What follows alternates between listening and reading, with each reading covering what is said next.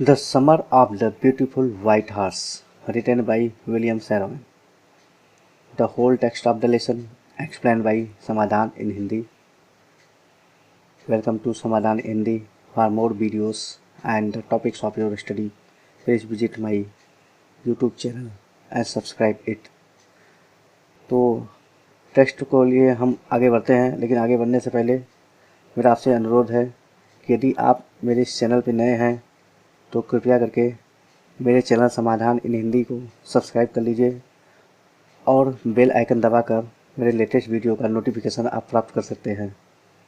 तो चलिए शुरू करते हैं ज़्यादा समय नहीं लेते हुए।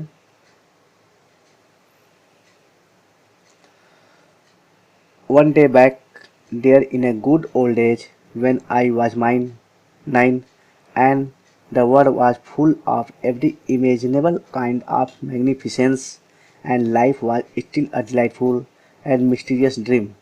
My cousin Murad, who was considered crazy by everybody who knew him except me, came to my house at 4 in the morning and woke me up tapping on the window of my room. Aram, he said. I jumped out of the bed and looked out of the window. एक दिन, one day back, there in a good old age, मतलब जब बहुत हम लोग के बहुत अच्छे दिन हुआ करते थे, उसी में एक दिन की बात है। When I was 9, जब मेरी उम्र 9 साल रही होगी। And the world was full of every imaginable kind of magnificence, और ये संसार हर प्रकार की शानदार कल्पनाओं से परिपूर्ण था। And life was still a delightful, और जीवन में उस समय भी अब भी डिलाइटफुल मतलब आनंददायक था। एंड मिस्टीरियस ड्रीम, और स्वप्न रसमयी थे। माई cousin Murad, who was considered crazy by everybody, मेरा चचेरा भाई मुराद, जिसे सभी लोग पागल समझते थे, जो सभी लोगों द्वारा पागल समझा जाता था। हु न्यू हिम एक्सेप्ट मी, जो उनको जानते थे सिवाय मेरे, यानी कि जो लोग भी उसको जानते थे सभी लोग उसको पागल समझते थे। केवल मुझको छोड़कर मैं उसको पागल नहीं समझता था, बाकी सभी लोग उसको पागल समझते थे। केम टू माई हाउस, मेरे घर पे आता है एट 4, 4 बजे। इन द मॉर्निंग, सुबह के 4 बजे वो मेरे घर पे आता है। And woke me up tapping on the window of my room, और उसने मुझे मेरे कमरे का खिड़की खटखटा कर, वो टैपिंग मतलब खिड़की का खटखटाना, तो खिड़की को खटखटा कर उसने मुझे जगाया। ही सेड आराम, उसने मेरा नाम लिया आराम। आई jumped out of the bed, मैं बिस्तर से उठ खड़ा हुआ। And looked out of the window, और मैं खिड़की से देखने लगा। आई कूडेंट बिलीव वाट आई सा, मुझे विश्वास नहीं हुआ जो कुछ भी मैंने देखा। इट वाजेंट मॉर्निंग एट, मतलब सुबह तो नहीं हुई थी फिर भी, बट इट वॉज समर, और गर्म ग्रीष्म ऋतु था। And with daybreak not many minutes, और दिन होने में बहुत ज़्यादा मिनट्स शेष नहीं थे। Around the corner of the world, संसार के एक कोने में, it was light enough for me, मेरे लिए पर्याप्त रोशनी हो चुकी थी। To know I wasn't dreaming, यह जानने के लिए कि मैं कोई स्वप्न नहीं देख रहा हूँ। यानी कि इतना तो पता ही चल गया था कि जो कुछ भी मैंने देखा वह वास्तव में सच था, क्योंकि दिन की हल्की रोशनी में मैं स्पष्ट रूप से देख सकता था। माई cousin Murad was sitting on a beautiful white horse, मेरा चचेरा भाई मुराद जो एक सफ़ेद रंग के सुंदर घोड़े पर बैठा हुआ था। I stuck my head out of the window, मैंने अपना सिर खिड़की से बाहर निकाला। एंड रब्ड माई आइस, और मैं अपने आँखों को मैंने मला। सुबह उठने पर आँखों में कीचड़ सा हो जाता है, इसलिए साफ देखने के लिए व्यक्ति अपने आँखों को पहले रगड़ता है या धोता है। Yes, he said in Armenian, it is horse, Mourad ने आर्मेनियन भाषा में कहा कि हाँ यह घोड़ा ही है, जो मतलब जो कुछ भी देख रहे हो सही। यू आर नॉट ड्रीमिंग, तुम सब कोई स्वप्न नहीं देख रहे हो। Make it quick if you want to ride, जल्दी करो यदि तुम इस घोड़े की सवारी करना चाहते हो। Second paragraph. I knew my cousin Murad enjoyed being alive more than anybody else who had ever fallen into the world by mistake. But this was more than even I could believe. मैं जानता था, I knew.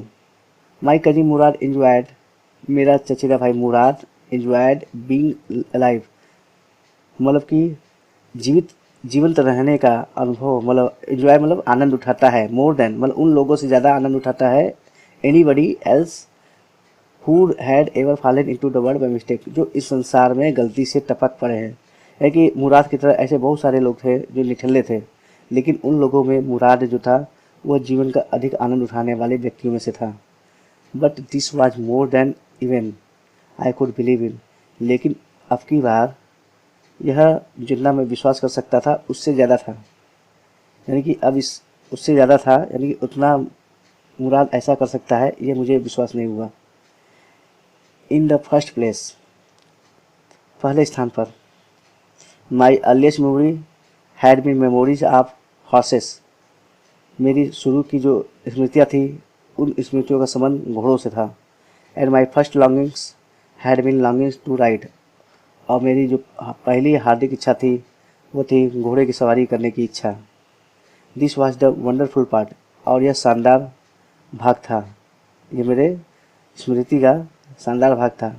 In the second place, दूसरे स्थान पर, we were poor, हम गरीब लोग थे। This was the part that wouldn't permit me to believe, और यह वह भाग था जो मुझे यह विश्वास करने की अनुमति नहीं दे रहा था वाट ऐसा जो कुछ भी मैंने देखा।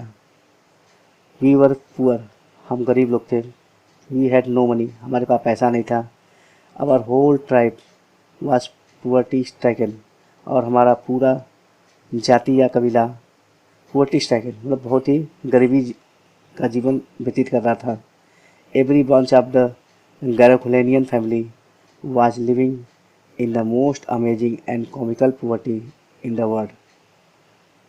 गैरोखुलेनियन परिवार के लगभग सभी परिवार, एवरी ब्रांच मतलब उससे संबंधित सभी परिवार जिनका ताल्लुकात गैरोखुलेनियन फैमिली से था, was living in the most amazing, वो सबसे ज़्यादा अमेजिंग मतलब होता है आश्चर्यजनक एंड कॉमिकल और हास्यास्पद गरीबी में अपना जीवन, इस संसार में गरीबी में अपना जीवन यापन कर रहे थे। Nobody could understand where we ever got money enough to keep us with food in our valleys, कोई भी नहीं जानता था, कोई भी नहीं समझ सकता था वेयर कहाँ से, वी एवर गॉट मनी हम पैसा प्राप्त करें, we ever got money enough मतलब कि हम पर्याप्त रूप से कितना पैसा मतलब कहाँ से प्राप्त करें इसकी जानकारी किसी को नहीं थी। To keep us with food, ताकि हमको इन आवर वैलीज का, ताकि हमको अपने पेटों में खाने की प्राप्ति हो सके।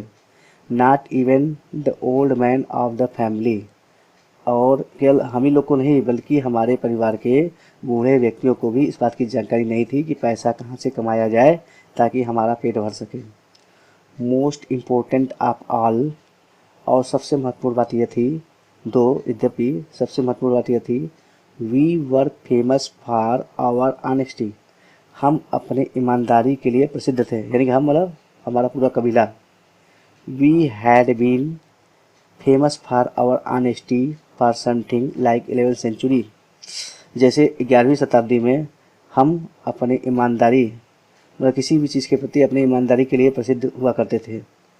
Even when we had been the wealthiest family in what we like to think of was the world, और उस समय भी जब हमारा परिवार धनी व्यक्तियों में हुआ मतलब धनी परिवार में हुआ करता था, जैसा कि इस संसार में लोगों का सोचना था, लेकिन संसार में जैसा लोग की सोच रहे थे कि हम लोग धनी थे, उस समय भी हम लोग ईमानदारी के लिए ही जाने जाते थे।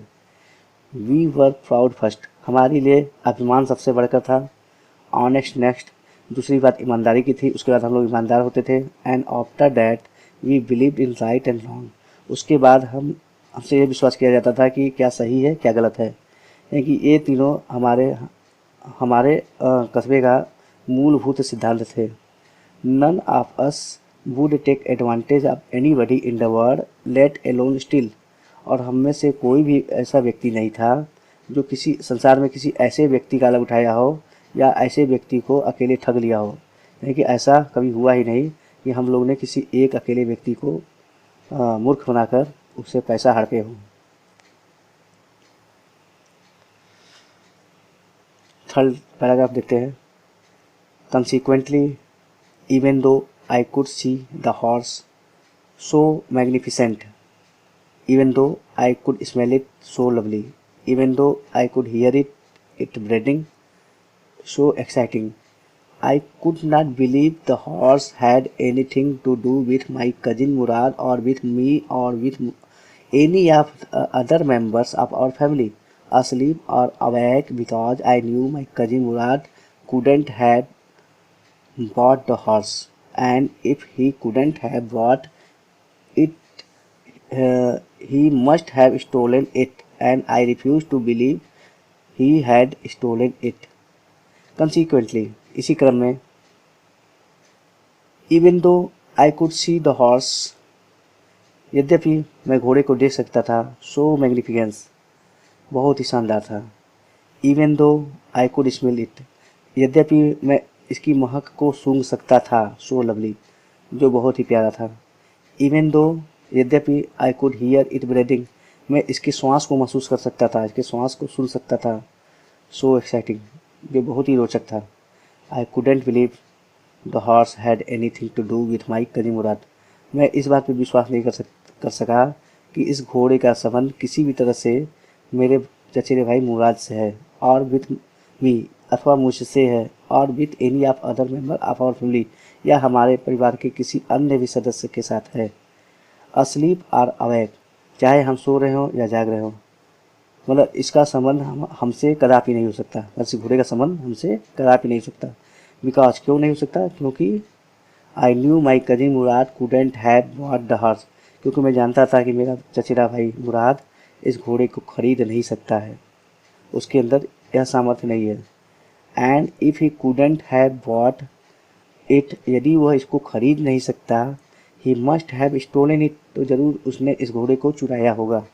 And I refuse to believe his hands he had stolen it, और आई रिफ्यूज़ टू बिलीव, और मैं इस मतलब यह विश्वास करने से मैं इनकार कर रहा था कि इसने इस घोड़े को चुराया होगा।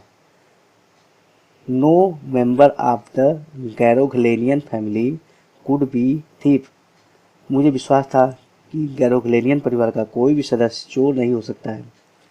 आई stared first at my cousin and then at the horse, पहले मैंने अपने कजिन, अपने चचेरे भाई की तरफ देखा और उसके बाद घोड़े की तरफ देखा। स्टारेड मीन्स होता है घूरना, मतलब एकटक देखना। There was a pious and on the other frightened me, there was a pious stillness and humour in each of them, मतलब मैंने देखा कि दोनों व्यक्तियों में पर्याप्त, पायस मतलब कि एक पायस मतलब होता है पवित्र शांति थी दोनों के चेहरे पर, एंड ह्यूमर, और दोनों के चेहरे पर खुशी था, मतलब कि मुराद के चेहरे पे और घोड़े के। Which on the one hand delighted me, और जिसने एक तरफ मुझे खुश कर दिया, and on the other hand frightened me, और दूसरी तरफ मुझे डरा दिया। मुराद, आई सेड, मैंने कहा Mourad, where did you steal this horse, तुमने इस घोड़े को कहाँ से चुराया है। Leap out of the window, he said, उसने कहा खिड़की से कूद पड़ो। If you want to ride, यदि तुम घोड़ा चलाना चाहते हो तो खिड़की से कूद पड़ो। इट वॉज ट्रू, यह सत्य था। देन, उस समय यह बात सत्य थी। He had stolen the horse, कि उसने घोड़े को चुराया ही था। There was no question about it, अब इसके बारे में कोई भी प्रश्न नहीं था। He had come to invite me to ride और नॉट एज आई चूज, उसने मुझे घोड़े दौड़ाने के लिए, घोड़े चलाने के लिए मुझे निमंत्रित कर दिया था। और नॉट एज आई चूज, मैं इस पर यात्रा करूं, मतलब घुड़सवारी करूं या ना करूं, एज आई चूज, जैसा मैं चुनता हूं, यानी कि ये पूरी तरह से मेरे पे डिपेंड था। उसने मुझे तो निमंत्रित कर दिया था, अब यह मेरे पर था कि मैं उसके साथ घोड़े पर हो जाऊं या ना हो। Fourth paragraph. Well, It seemed to me stealing a horse for a ride was not the same thing as stealing something else such as money. फिलहाल इट सीम टू मी ऐसा मुझे प्रतीत हुआ, stealing a horse for a ride, घोड़े चलाने के लिए घोड़ा चुराना, वॉज नॉट समथिंग, वो ऐसे वस्तुओं से ऐसे वस्तु नहीं थे जैसे कि चोरी करना, समथिंग एल्स, कोई चीज़ सामान चुराना और घोड़े को सवारी के लिए घोड़ा चुराना डिफरेंट थिंग लग रहा था मुझे, मतलब अलग अलग थिंग लग रहा था। सच एस मनी, मतलब वो पैसे चुराने से अलग दिख रहा था। For all I knew may it wasn't stealing at all, क्योंकि ऑल आई न्यू, जितना कि जहाँ तक मैं जानता था, may be it wasn't stealing at all, कि यह इससे चोरी कदापि नहीं हो सकता। If you were crazy about horses the way my cousin Murad and I were, it wasn't stealing, यदि आप भी मेरे भाई मुराद और मेरी तरह घोड़े के प्रति पागल रहे होते तो आपको भी ये चोरी नहीं महसूस होता, मतलब आपको भी घोड़ा चुराना कोई चोरी न लगता। It wouldn't become stealing until we offered to sell the horse, which of course I knew we would never do. It wouldn't become stealing, यह तब तक चोरी नहीं माना जाता, until जब तक we offered to sell the horse, जब तक घोड़े को बेचने के लिए नहीं जाते। Which of course, जो कि वास्तव में I knew, मैं जानता था, we would never do, कि हम ऐसा कभी करेंगे नहीं, यानी कि हम घोड़े तो कभी बेचेंगे नहीं, तो जब ये बेचेंगे नहीं तो यह चोरी किसी प्रकार से नहीं हो सकता था, ये मेरा अपना व्यू था। Let me put on some cloth, मुझे कुछ कपड़े पहन लेने दो, आई सेड, मैंने कहा मुझे कुछ कपड़े पहन लेने दो। ऑल राइट, ही सेड, उसने कहा ठीक है, बट हरी, लेकिन जल्दी करो। I leaped into my clothes, मैं तेज़ी से कपड़े पहन लिया। I jumped down to the yard from the window, और मैं खिड़की से आंगन में कूद पड़ा। And leaped up onto the horse behind my cousin Mourad, और मैं उछल कर अपने भाई मुराद के पीछे घोड़े पर बैठ गया।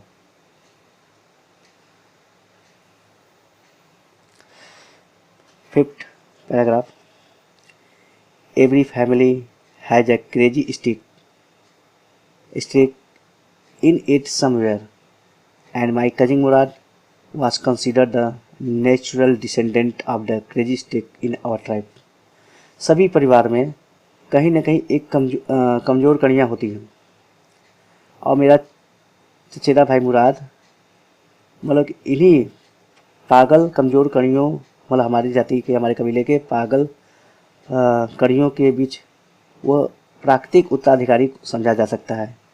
यानी कि अगर हमारे परिवार में बात कर लिया जाए कि कोई पागल व्यक्ति है, तो वह उसमें मतलब मेरा भाई मुराद जो था वो खरा उतर रहा था, वह प्राकृतिक रूप से हमारे घर का एक पागल व्यक्ति था। Before him was our uncle Khusro, लेकिन उससे भी पहले हमारे चाचा खुसरो की बारी आती है। एन इनामरस मैन, जो भारी भरकम वाले थुलथुल व्यक्ति है, विथ है powerful head of black hair, जिनके काले बाल हैं और उनका माथा चौड़ा है, शक्तिशाली है। And the largest moustache in the San Joaquin Valley, और सेंट जॉकिन वैली में वो सबसे बड़े मूछे वाले व्यक्ति हो सकते हैं। A man so furious in temper, एक ऐसे व्यक्ति थे जो स्वभाव में बहुत ही ज़्यादा गुस्सैल थे। सो इरिटेबल, बहुत ही चिढ़ने वाले व्यक्ति थे। सो इम्पेशेंट, और बहुत ही अधीर व्यक्ति थे कि he stopped anyone from talking by roaring, कि वो किसी भी व्यक्ति को दहाड़ कर कुछ भी बोलने से रोक दिया करते थे।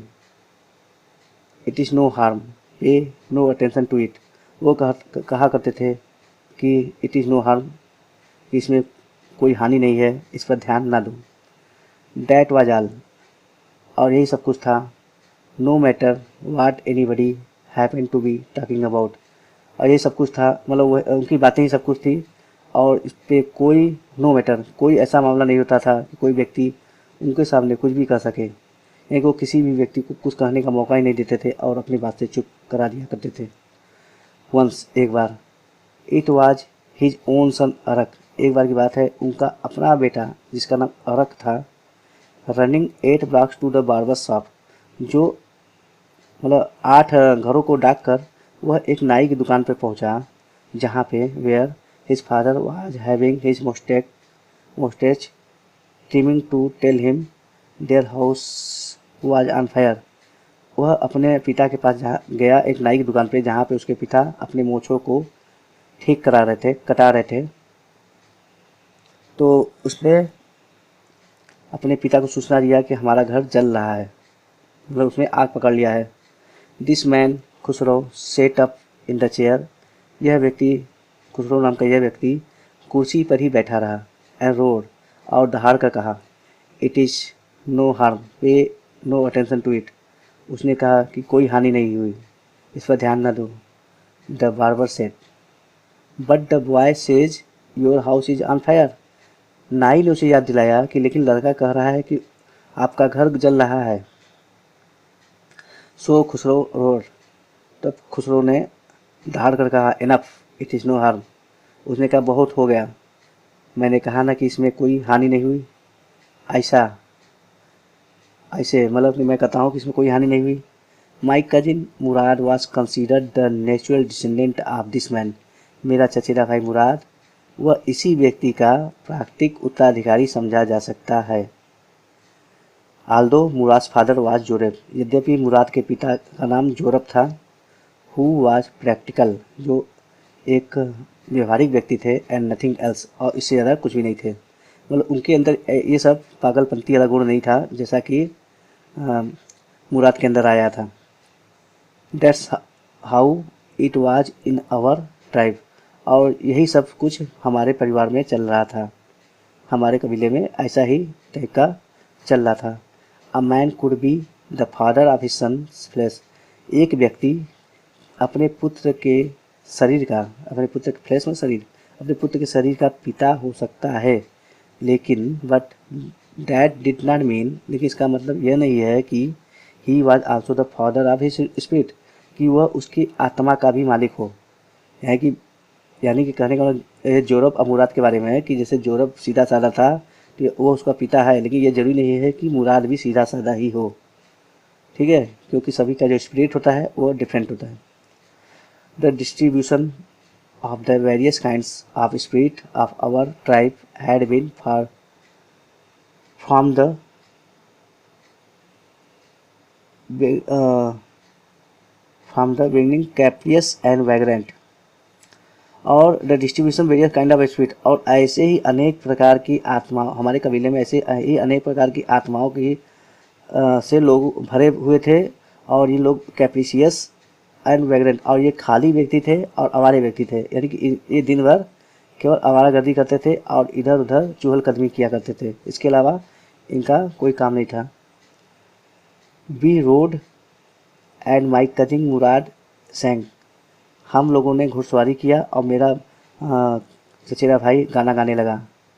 For all anybody knew we were still in old where, at least according to some of our neighbors we belong।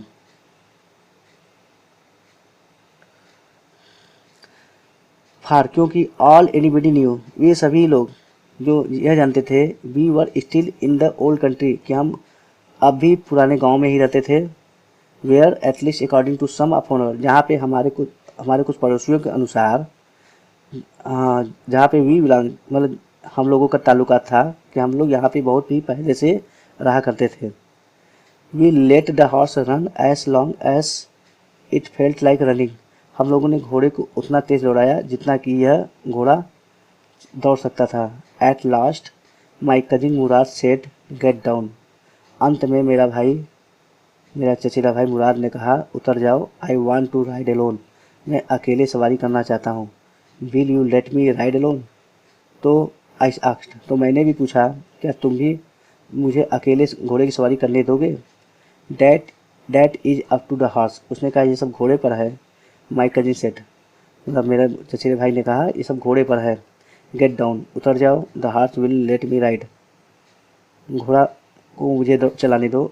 I said, मैंने कहा। We shall see, he said, don't forget that I have a way with a horse. उसने कहा, we shall सी, मैं देखूँगा। Don't forget, मतलब लेकिन यह बात मत भूलो कि आई have a way with horse, कि मुझे घोड़े चलाना आता है। उसने कहा जब मैंने कहा कि मैं भी घोड़ा चलाना चाहता हूँ, तो उसने कहा कि यह सब देखा जाएगा बाद में, लेकिन यह बात मत भूलो कि मुझे घोड़े चलाना आता है, लेकिन जबकि तुमको घोड़ा चलाना नहीं आता। वेल आई सेड, में कहा ठीक है। Any way you have with horse I have also. उसने कहा यदि आप तुमको घोड़ा चलाने आता है तो मैं भी, आई हैव आल्सो, मैं भी घोड़ा चला सकता हूँ, मुझे भी घोड़ा चलाने आ सकता है। For the sake of your safety he said, let us hope so, get down. तुम्हारी सुरक्षा के लिहाज से, उसने कहा लेट अस होप सो, कि मैं ऐसा आशा करता हूँ कि ऐसा ही हो, लेकिन गेट डाउन, लेकिन इस समय उतर जाओ।